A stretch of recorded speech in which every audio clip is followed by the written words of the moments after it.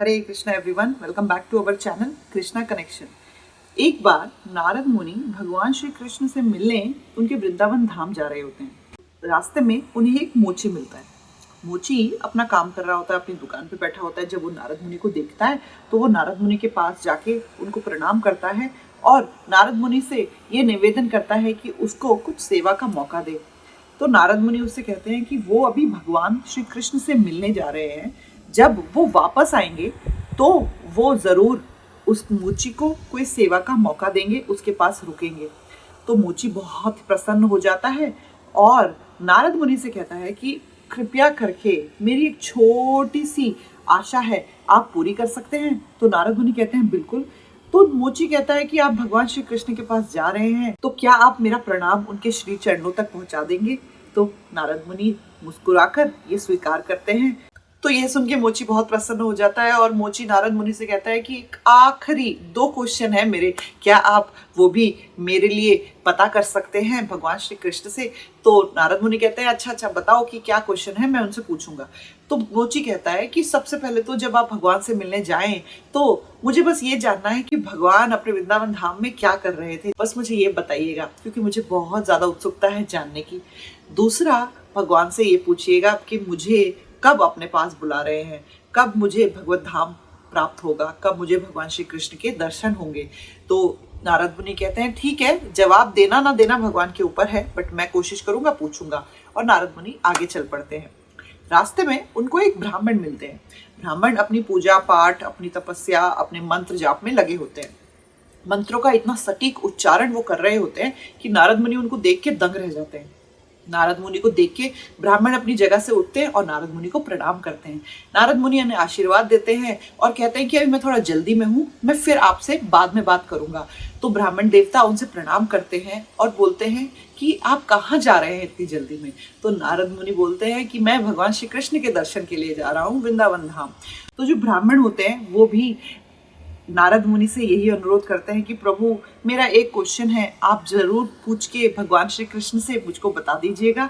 तो ब्राह्मण देवता का ये प्रश्न सुनकर नारद मुनि हैरान रह जाते हैं, क्योंकि उन्होंने भी वही सेम प्रश्न पूछा जो उस मोची ने पूछा कि मुझे भगवान कब अपने पास बुला रहे हैं, कब मुझे भगवान के दर्शन होंगे, कब मुझे भगवत धाम मिलेगा, कब श्री कृष्ण मुझे अपने पास बुलाएंगे।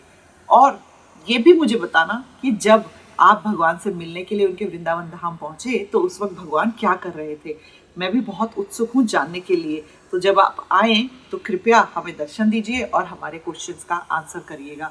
तो ये सुन के नारद मुनि बोलते हैं बिल्कुल मैं कोशिश करूंगा। और नारद मुनि भगवान श्री कृष्ण के पास चले जाते हैं। अब भगवान वृंदावन धाम में आराम कर रहे होते हैं। जैसे ही वहां पर नारद मुनि आते हैं, भगवान उठ जाते हैं और नारद मुनि का स्वागत करते हैं, बहुत सी बातें करते हैं।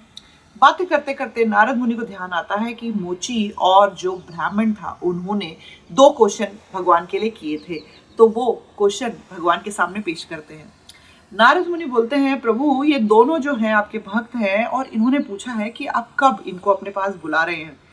पहला है एक मोची जो अपना काम करता है और बीच बीच में जब उसे समय मिलता है वह भगवान का नाम लेता है, आपका नाम जप करता है। दूसरे है ये ब्राह्मण। ये दोनों ने ही एक सवाल आपसे पूछा है कि कब आप इनको अपने पास बुला रहे हो, कब इनको आपके दर्शन होंगे।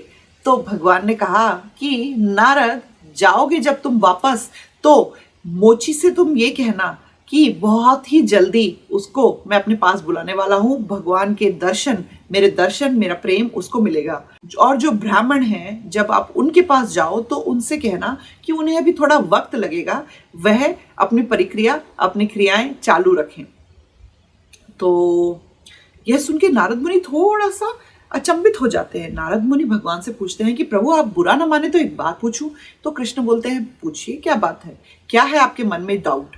तो नारद मुनि बोलते हैं जो मोची है वो तो इतना कोई बड़ा भक्त नहीं है, वो तो केवल जब उसको समय मिलता है तब आपका नाम जप करता है, वरना अपना काम करने में लगा रहता है।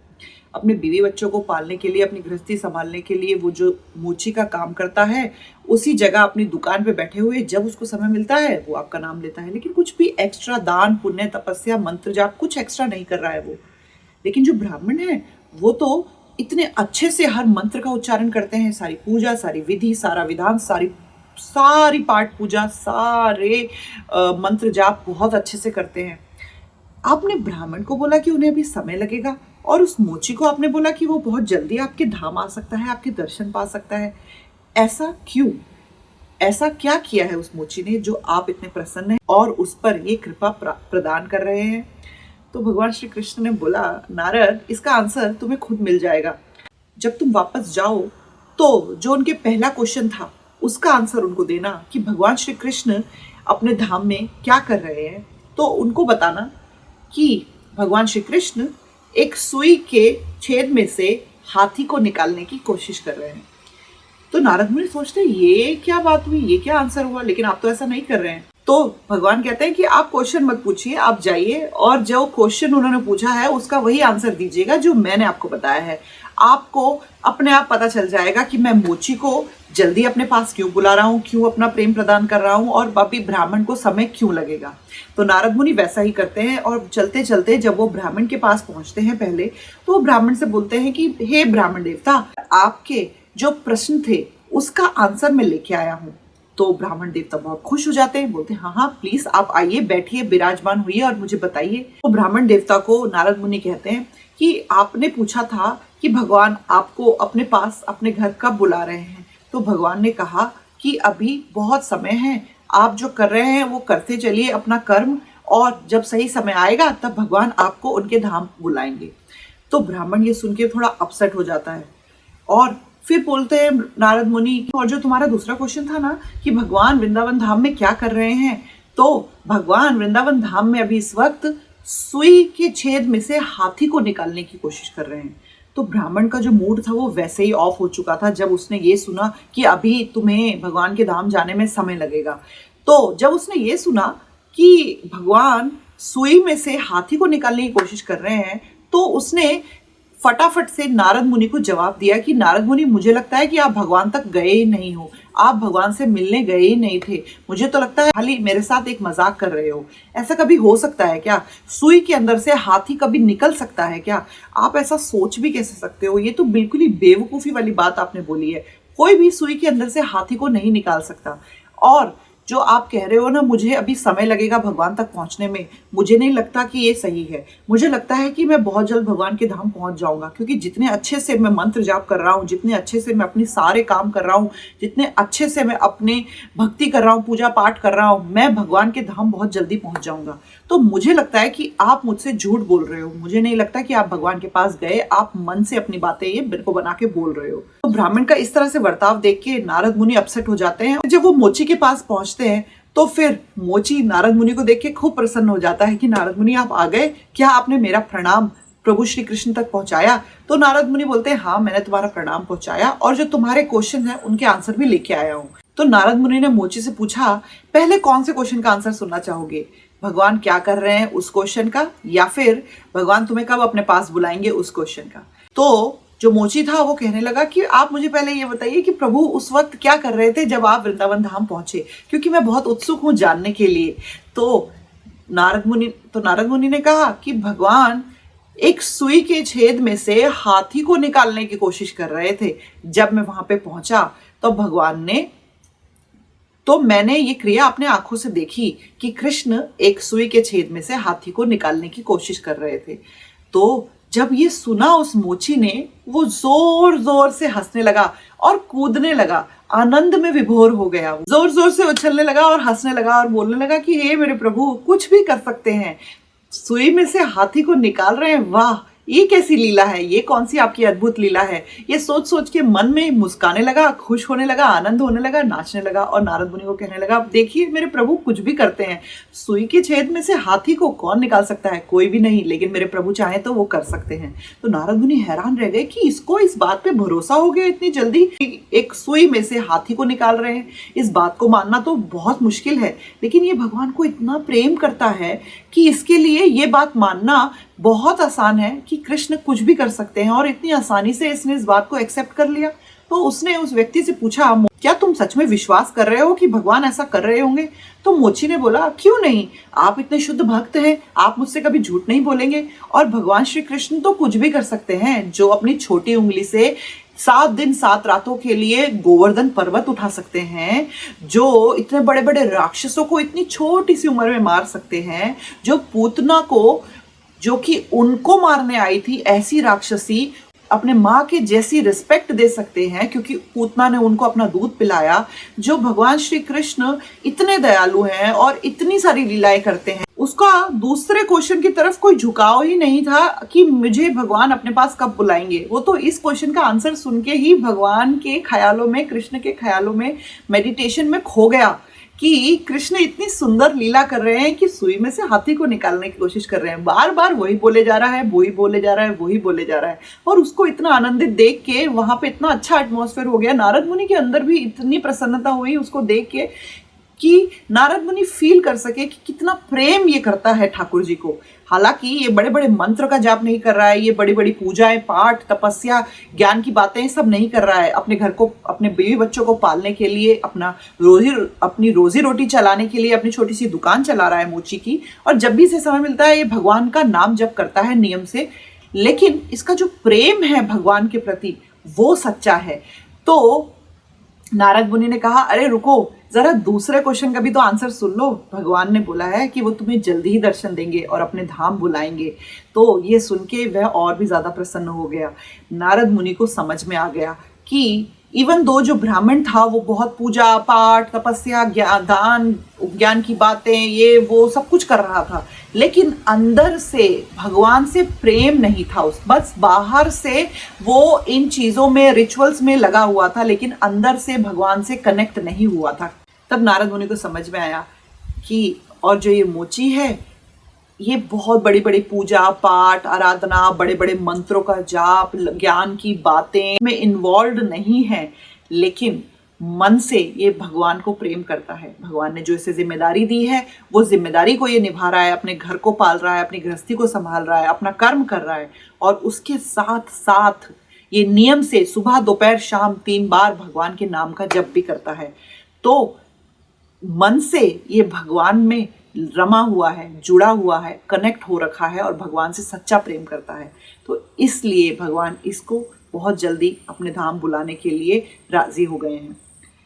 इस छोटी सी कहानी से हमें ये समझ में आती है कि बहुत बार हम ऐसा सोचते हैं कि शुद्ध भक्त वही है जो ब्राह्मण हैं, या जो बहुत बड़े मंत्र का उच्चारण करते हैं, या बहुत बड़ी बड़ी बातें करते हैं, या बहुत सारी तपस्या करते हैं, या बहुत सारे व्रत करते हैं, या बहुत सारे दान करते हैं, यज्ञ करते हैं, हवन करते हैं, पूजा पाठ करते हैं, मंदिरों में जाते हैं, बड़ी बड़ी सेवाएं करते हैं। हमें लगता है वही शुद्ध भक्त हैं।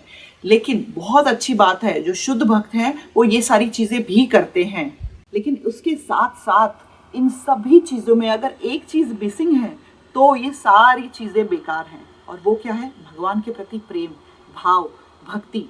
अगर हम बहुत सारी सेवा कर रहे हैं, भगवान के लिए बहुत सारी चीजें कर रहे हैं, लेकिन उसमें भक्ति मिसिंग है, हम सिर्फ इसलिए कर रहे हैं क्योंकि हमें मोक्ष चाहिए, हमें मुक्ति चाहिए, हमें इस दुनिया से जाना है, हमें इस दुनिया से निकलना है और भगवान के धाम जाना है, हम किसी चीज को पाने के लिए वो कर रहे हैं, तो वो भक्ति नहीं है, तो वो भगवान से प्रेम नहीं है।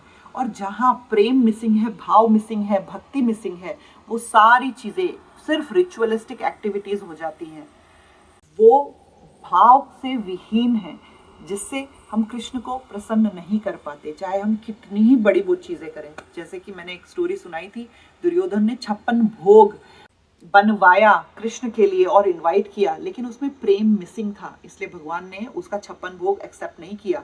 लेकिन विदुर जी और विदुरानी, उन्होंने केले के छिलके भगवान को खिलाए गलती से, लेकिन प्रेम इतना ज्यादा था कि भगवान ने वो केले के छिलके भी एक्सेप्ट किए।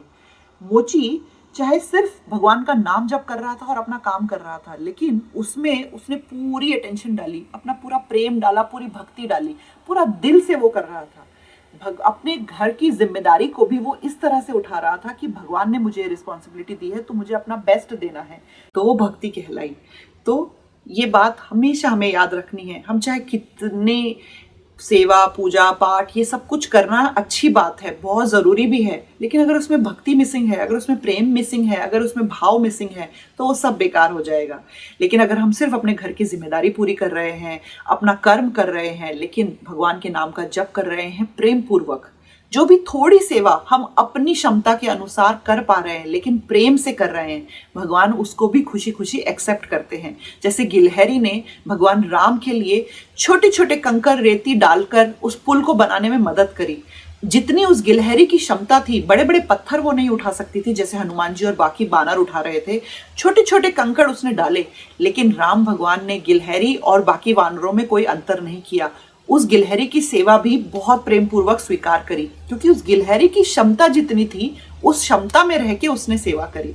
तो हमें भी दूसरों को देख के ऐसा नहीं सोचना चाहिए कि वो इतना सारा कर रहा है तो हमें भी करना है। हमको अपने क्षमता के अकॉर्डिंग, हमारी जितनी कैपेसिटी है उसमें रह के भगवान की सेवा करनी चाहिए, लेकिन प्रेम जरूर होना चाहिए, भाव जरूर होना चाहिए, भक्ति जरूर होनी चाहिए। भगवान का नाम जब अगर हम शुद्ध मन से लें, हृदय से लें, दिल से लें, तो भगवान खुद आके हमारे हृदय में बैठ जाते हैं और हमारी भक्ति को स्वीकार करते हैं। इसलिए भक्ति में भाव बहुत जरूरी है। भगवान की भक्ति करें, भगवान के नाम का जप करें, भगवत गीता पढ़ें, भगवान के भक्तों की सेवा करें, भगवान की सेवा करें, भगवान के भक्तों का संग करें, प्रसाद लें और सब कुछ भाव से करें, प्रेम से करें। आपको श्री कृष्ण के दर्शन जरूर होंगे, भगवान की भक्ति जरूर मिलेगी। हरे कृष्णा।